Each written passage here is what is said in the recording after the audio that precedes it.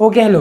तो पिछली क्लास में हम लोगों ने ये चीज़ देख ली कि जब भी हम किसी एक क्या नाम है डाइलेक्ट्रिक को किसी इलेक्ट्रिक फील्ड में रखेंगे, एक्सटर्नल इलेक्ट्रिक फील्ड में रखेंगे, तो वो पोलराइज हो जाता है, उसके अंदर एक तरीके से उल्टी एक इलेक्ट्रिक फील्ड बन जाती है। ये चीज़ हमने लास्ट क्लास में देख ली।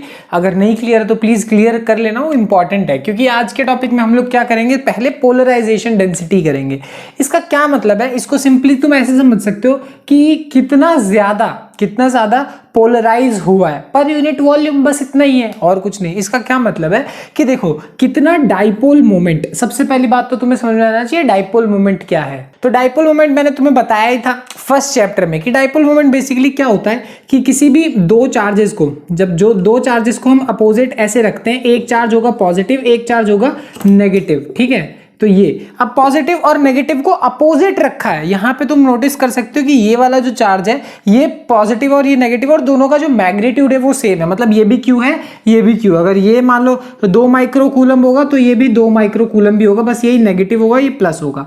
तो जब ऐसे हम दो चार्जेस को अपोजिटली रखते हैं तो वो डाइपोल मोमेंट बनता है। सिमिलर तरीके से डाइलेक्ट्रिक के अंदर भी डाइपोल मोमेंट बनेगा। तो डाइपोल मोमेंट का जो फॉर्मूला होता है, डाइपोल मोमेंट का जो फॉर्मूला होता है वो कितना होता है, Q इंटू डी। इसका क्या मतलब होता है, मतलब दो चार्जेस को मैंने अपोजिटली ऐसे रखा, अब दोनों के बीच में कितना डिस्टेंस है और मल्टीप्लाई कर देते हैं दोनों में से किसी भी एक चार्ज से।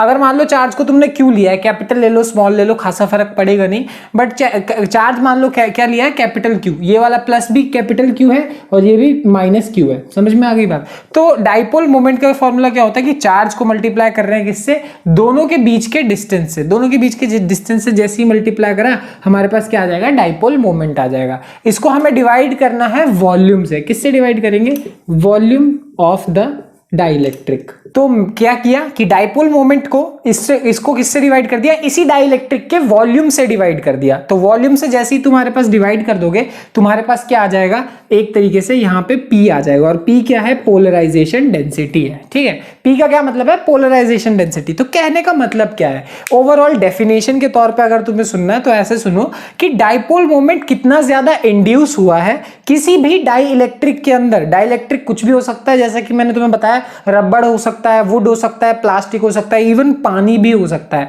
तो किसी भी डाई इलेक्ट्रिक के अंदर कितना ज्यादा क्या नाम है, मतलब डाइपोल मोमेंट इंड्यूस हुआ है पर यूनिट, क्या कहते हैं, पर यूनिट उसके वॉल्यूम में। समझ में आ गई बात। जब हम उसको पोलराइज करते हैं, मतलब एक एक्सटर्नल इलेक्ट्रिक फील्ड में रखते हैं, तो ये है उसका फॉर्मूला। इस फॉर्मूले को थोड़ा सा और बढ़ाने की अभी जरूरत है।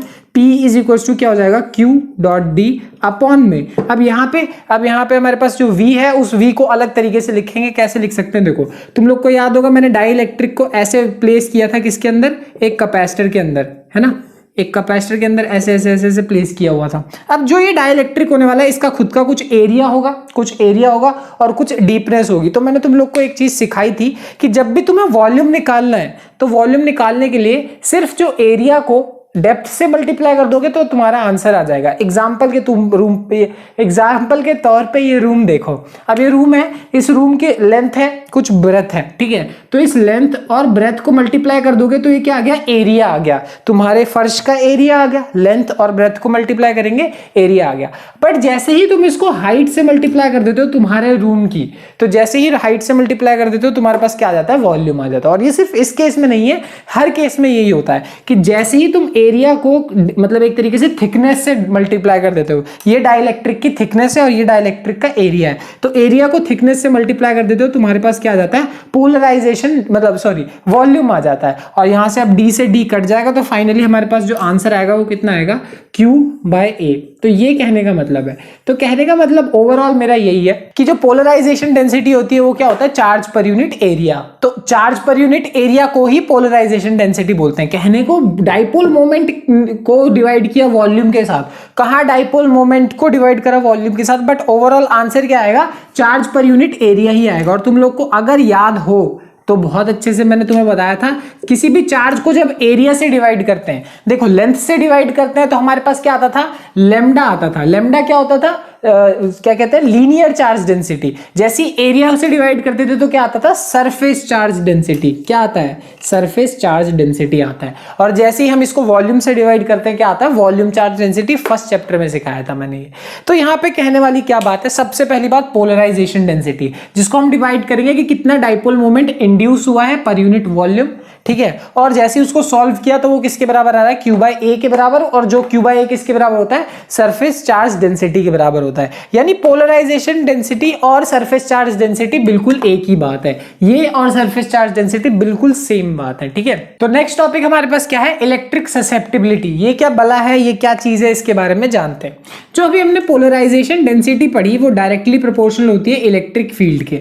अब ये बात मैं कैसे बोल रहा हूं, तुम लोग को पता है कि जैसे डाइलेक्ट्रिक को इलेक्ट्रिक फील्ड में रखा तो इलेक्ट्रिक फील्ड में रखने से वो क्या होने वाला है, पोलराइज होने वाला है। अब ये फील्ड जितनी ज्यादा तगड़ी होगी, जो पोलराइजेशन डेंसिटी होगी वो भी उतनी तगड़ी होगी। मतलब जितना ज्यादा फील्ड लगाओगे वो उतनी ज्यादा ताकत से क्या होने वाला है, पोलराइज होने वाला है। यही है इस बात का मतलब। अब यानी यहां से अगर तुम एक तरीके से वेक्टर वाली बात हटाओ 2 मिनट के लिए, अगर कंफ्यूजन होती है तो अगर P को क्या नाम है, प्रोपोर्शनलिटी साइन हटा के इक्वल टू का साइन लगाओगे तो यहां पे हमारे पास क्या आएगा, एप्स नॉट ये E।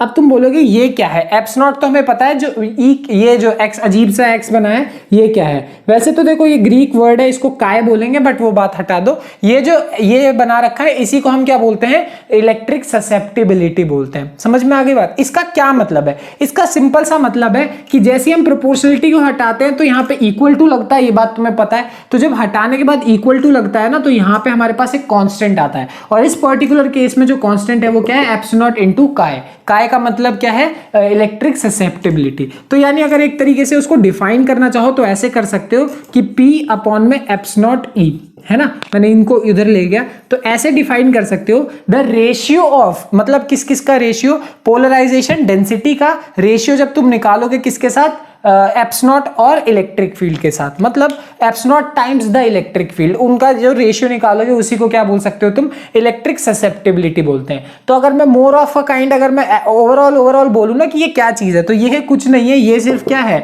इलेक्ट्रिक एक तरीके से रेशियो है, इसके और इसके बीच का रेशियो है, एक नंबर ही है, क्योंकि ये कांस्टेंट है। तुम्हें पता ही है ना, प्रोपोर्शनलिटी का साइन हटाते हैं तो कांस्टेंट आता है, ये उन्हीं में से एक कांस्टेंट है बस, और कोई खास चीज नहीं है। तो नेक्स्ट चीज हम लोग क्या करने वाले हैं, relationship between dielectric constant and electric susceptibility. दोनों को मतलब समझ लो। डाइलेक्ट्रिक कांस्टेंट क्या था हमारे पास, ऐसा अजीब सा दिखने वाला K, जिसके बारे में हमने लास्ट क्लास में बात करी थी। हाँ, आज की वीडियो को समझने के लिए काफी हद तक तुम्हें लास्ट क्लास वाली बातें क्लियर होनी चाहिए। तो ऐसा यूजुअली मैं करता नहीं हूँ, हर वीडियो को ऐसा सेपरेट बनाने की कोशिश करता हूँ ताकि कॉन्ट्राडिक्ट ना हो। अगर इवन इफ तुम डायरेक्ट ये वीडियो देख रहे हो तो भी तुम्हें प्रॉब्लम ना हो, बट इस टॉपिक को समझने के लिए जो आज कर रहे हैं वो उसके लिए तुम्हें पिछले वाला सब कुछ आना जरूरी है। तो पिछली वीडियो प्लीज देख लेना, ठीक है ना। अब ये क्या है कि relationship between dielectric constant and electrical susceptibility, जो कि अभी हमने देखा। तो डाइलेक्ट्रिक कांस्टेंट और इसके बीच में क्या रिलेशनशिप है, बस यही डिराइव करेंगे, छोटा सा डेरिवेशन है। अब लास्ट क्लास में हम लोगों ने ये देखा था कि अगर तुम्हें इलेक्ट्रिक फील्ड निकालनी है तो ओरिजिनल वाली में से माइनस करना पड़ता है वो वाली जो उसके अंदर पोलराइजेशन के बाद बनी है। इसका मतलब हमारे पास कोई डाइलेक्ट्रिक है, उसको हम इलेक्ट्रिक फील्ड देते हैं, तो एक तरीके से जो ओरिजिनल इलेक्ट्रिक फील्ड है ना वो ये है, ठीक है। मतलब हमने जो ये ओरिजिनल दे रखी है वो ये है, बट इसके अंदर अपने आप एक छोटी सी इलेक्ट्रिक फील्ड बन जाती है और उसको हम बोलते हैं पोलराइज होने के बाद जो छोटी सी इलेक्ट्रिक। ये पूरी कंसेप्ट मैंने लास्ट क्लास में सिखाया था। तो ये चीज हमने देखा था, यानी ओवरऑल अगर निकालना है तो इसमें से इसको क्या करना पड़ेगा, माइनस करना पड़ेगा, ठीक है। बट अगर यहाँ पे अगर तुम ध्यान से देखो कि जो पोलराइजेशन वाली वो होगी उसको तुम ऐसा भी लिख सकते हो, सिग्मा अपॉन में एप्सिलॉन नॉट। अब ये चीज मैंने कैसे लिख दी, सिग्मा अपॉन में एप्सिलॉन नॉट मैंने तुम्हें बताया था कौन से चैप्टर में, फर्स्ट चैप्टर में, ठीक है ना। तो हाँ, आज की काफी क्लास में काफी कुछ लिंक्ड है, बट हाँ ये चीज सिग्मा अपॉन में एप्सिलॉन नॉट एक फॉर्मूला होता है। जब भी तुम्हारे पास एक प्लेट हो, मान लो तुम्हारे पास कोई प्लेट होगी ना जिसका सरफेस चार्ज डेंसिटी सिग्मा हो। सरफेस चार्ज डेंसिटी का मतलब चार्ज पर यूनिट एरिया होता है। चार्ज को एरिया से डिवाइड करते हैं तो ये आता है हमारे पास, है ना। तो इसको जब डिवाइड करेंगे हमारे पास क्या आएगा, एक तरीके से सिग्मा आएगा, और ये सिग्मा क्या होता है, सरफेस चार्ज डेंसिटी। सिग्मा को जैसे ही हम एप्सिलॉन नॉट से डिवाइड करते हैं हमारे पास किसी प्लेट के लिए क्या आ जाती है, इलेक्ट्रिक फील्ड आ जाती है। ये चीज हमने फर्स्ट चैप्टर में देखी थी। बट यहाँ पे तुमने आज ही की क्लास में देखा कि मैं सिग्मा की जगह आराम से क्या प्लेस कर सकता हूँ, पी प्लेस कर ही सकता हूँ, कोई दिक्कत वाली बात नहीं है। इसको यहाँ इसकी जगह प्लेस कर सकते हैं। क्यों? क्योंकि आज ही मैंने तुम्हें दिखाया कि polarization density is equals to sigma. ये अभी हमने 2 मिनट पहले सीख के आए, तो 2 मिनट पहले वाली बात तो बिल्कुल अच्छे से याद होगी तुम्हें। तो बस इसके जगह मैंने क्या लिख दिया, पी बाय एप्सिलॉन नॉट। तो यही चीज अब मैं क्या करने वाला हूँ, यहाँ पे प्लेस करने वाला हूँ इसके अंदर। तो is equals to epsilon not minus, epsilon not कह रहा हूँ, ई नॉट माइनस यहाँ पे पी अपॉन में एप्सिलॉन नॉट। ठीक है, कोई दिक्कत वाली बात बिल्कुल भी नहीं है। अब यहाँ पे अभी जस्ट 2 मिनट पहले भी हमने एक और फॉर्मूला जस्ट देखा, क्या, is equals to E not minus P की जगह हम क्या रख सकते हैं, एप्स नॉट काय ई। हाँ या ना, ये चीज हम लोगों ने देखी अभी कि अभी देखी कि नहीं देखी, कि यहाँ पे जब हम ससेप्टिबिलिटी पढ़ रहे थे तो हमने ये देखा था कि P डायरेक्टली प्रोपोर्शनल होता है इलेक्ट्रिक फील्ड के, ये हटाओगे तो इक्वल टू आएगा, एप्स नॉट के साथ काय आता है। तो वही फॉर्मूला मैंने बस यहाँ पे क्या कर दिया, प्लेस कर दिया और कुछ नहीं किया है। ठीक है ना, सिंपल सी चीज है। एप्स नॉट से एप्स नॉट कट जाएगा, कॉमन उठा लेते हैं एक बार, तो ये वाला जाएगा इधर, प्लस हो जाएगा, यानी E plus chi E is equals to eps not, है ना। तो यहां पे अगर मैं वो देखूं तो ई को कॉमन ले सकते हैं, अंदर क्या बचेगा, 1 plus chi is equals to eps naught. बार बार मैं एप्स नॉट बोल दे रहा हूं, आई एम रियली सॉरी, ये ई नॉट है, ई नॉट ओरिजिनल इलेक्ट्रिक फील्ड है, ओरिजिनल इलेक्ट्रिक फील्ड। ठीक है, तो यहाँ पे फाइनली अगर थोड़ा सा और अगर हम सॉल्व करें तो और सॉल्व करने के बाद हमारे पास क्या आ सकता है कि काय की वैल्यू हम अलग से निकाल सकते हैं। देखो कैसे, यहाँ पे 1 प्लस काय को एक जगह रखा और ये जो ई है उसको डिवाइड करने में भेज दिया इधर। अब यहाँ पे ये चीज से तुम्हें थोड़ा थोड़ा कुछ कुछ याद आ गया होगा, बिल्कुल याद आ गया हो, बहुत अच्छी बात है। नहीं याद आया तो मैं याद दिला देता हूँ तुम लोग को। फर्स्ट चैप्टर में दोबारा से एक बार जाके तुम लोग को डाइलेक्ट्रिक कांस्टेंट के कंसेप्ट को, इसके कंसेप्ट को तुम्हें थोड़ा सा तराशने की जरूरत है। तुम लोग को याद होगा जब हमने डाइलेक्ट्रिक कांस्टेंट के कंसेप्ट में पढ़ा था तो हमने ये चीज देखी थी, तो कि वो किसके बराबर होता है, एप्स नॉट मतलब एप्सिलॉन अपॉन में एप्सिलॉन नॉट, और साथ के साथ ये किसके बराबर होता है, इलेक्ट्रिक फील्ड के भी रेशियो के बराबर होता है। ये चीज भी मैंने तुम्हें फर्स्ट चैप्टर में सिखाई थी। प्लीज आज की वीडियो के लिए तुम्हें थोड़ा सा फर्स्ट चैप्टर भी आना चाहिए और पिछली वीडियो का भी आना चाहिए, ध्यान रखना, ठीक है ना। तो यहाँ पे इसकी जगह, इस प्लेस की जगह हम लोग क्या रख सकते हैं, हमारे पास क्या नाम है, ये के, मतलब के तो नहीं, थोड़ा अलग होता है के से, इसको बोलते हैं डाई इलेक्ट्रिक कांस्टेंट।